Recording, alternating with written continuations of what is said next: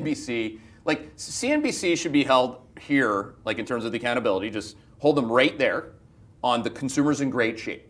The consumer's in great shape 100% of the time when the cycle's ending.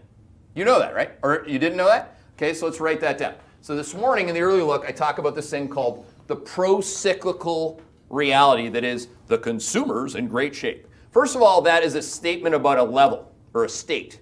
It's not a statement about the rate of change of the prior state. Got that?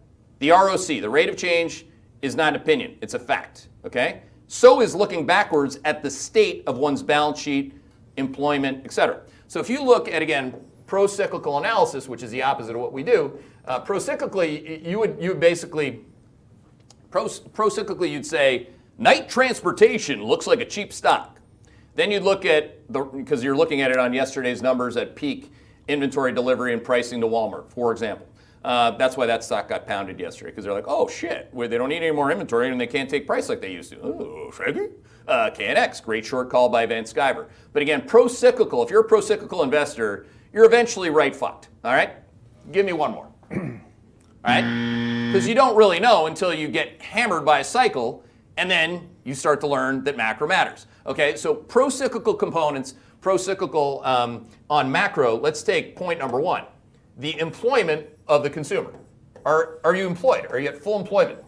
Full employment is the last, that is the latest of lagging indicators, okay? Yep. That's the lagging of lags. By the way, on that point, we are starting to, especially in big tech, starting to see headcount reductions, people getting laid off.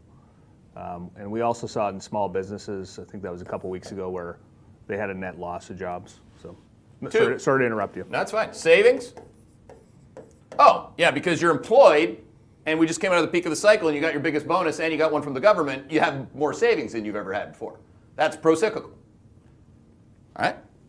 3, your credit card. Can we show the credit card chart? You don't tap the card.